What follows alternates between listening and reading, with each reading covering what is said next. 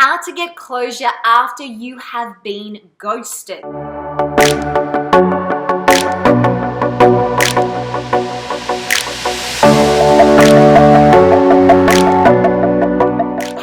I'm Renee Slansky, a professional dating and relationship coach, and I help women from around the world transform their own love life. Okay, today I want to talk about ghosting. Why? Simply because it is the topic of the season. It is crazy. People are being ghosted left, right, and center, and we have to ask ourselves why, which I did in another video, but now we need to ask ourselves, how do we move on after somebody has ghosted us? Now, if you are new to dating term, ghosting is essentially when you've been dating someone for not even necessarily a long time, but you've built some sort of connection with them, okay? You are dating them, or you're at least communicating with them and you're building something.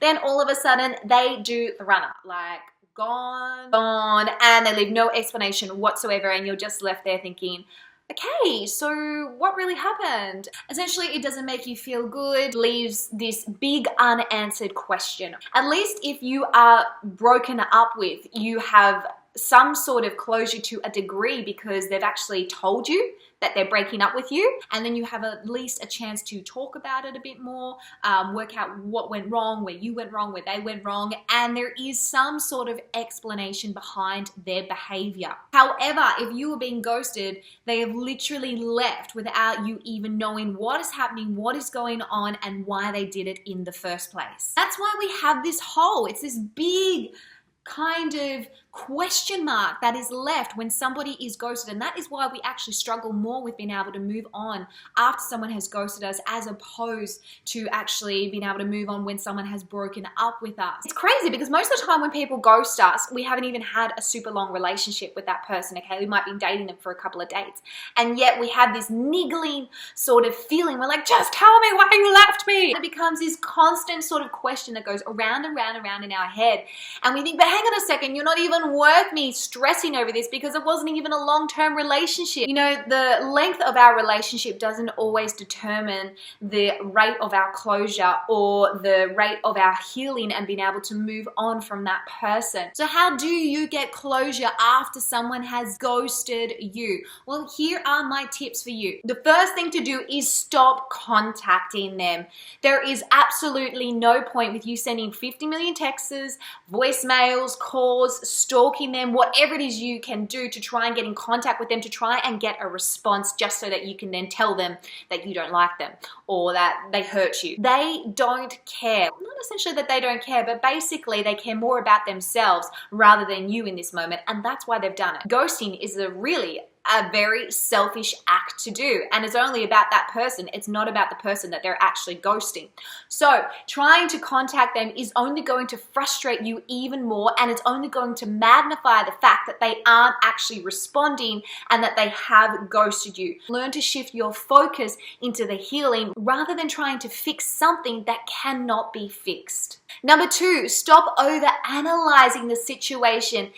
It is hard because we've got a lot of these unanswered questions. Was there something wrong with me? Is there something wrong with him? Clearly. Is there something that I could have done to make it better? And we go over and over in our mind, or how could I have gotten a different outcome? You see, when someone has ghosted you, you need to come to terms that closure comes right then and there. Overthinking something won't change the situation, and it won't change what that person has done to you. You need to remember that they ghosted you in the first place, and that is not a normal thing to do.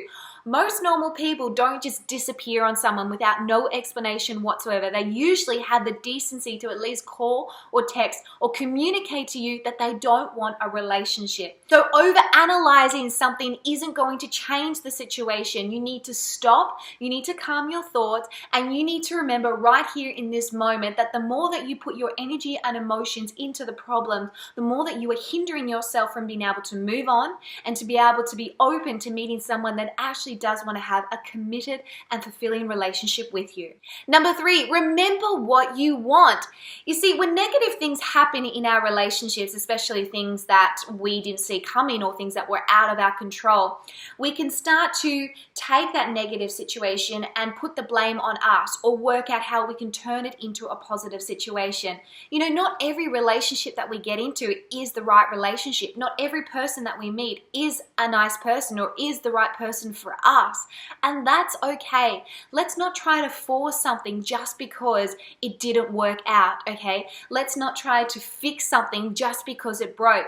Not everything that broke is meant to be fixed. Some relationships are meant to be repaired, but not every single relationship. And if someone has actually done the selfish act of ghosting you and leaving you without any explanation or communication, then that isn't necessarily a relationship that you should be holding on to or trying to fix. Simply because it gives a real indication of that person's character and their intentions. So remember what it is that you want in a relationship. You want to have a committed relationship with an amazing man who is upfront, who can communicate with you, who can actually value you and prioritize you and show you that he does have a place in his life for you. You don't want to be with a ghoster. And the qualities and the characteristics that make up a person who does ghost isn't going to give you a healthy relationship. And lastly, get back out there. There is no point focusing on the past of a relationship that you can't fix. Choose to put your energy, your time, and your emotions into a joyful present and into things that are going to set you up for the future relationship you actually want. Now, obviously, I don't want you to get ghosted again. So this is about handling your next couple of dates, or handling all your dates, with some wisdom and some clarity and direction, knowing what you want, knowing what the healthy standards are, and knowing what the real characteristics of a person are that can give you a healthy relationship. There is no point dating the same type of person over and over again because you are going to get the same results over and over again. You might be someone who's been ghosted 3, 4, 5 times even. But clearly, if you're dating and getting ghosted again and again, then you're dating the same type of person, or you're finding someone that has the same type of issues and characteristics which are leading to that situation.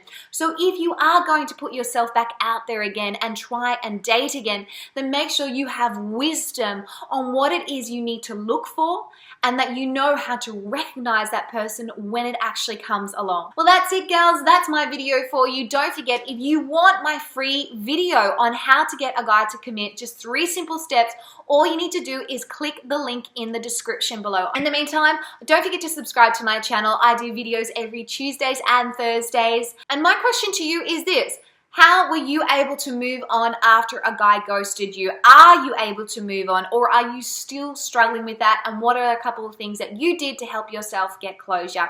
All right, well, I'm done. I'll see you in the next video. Bye for now.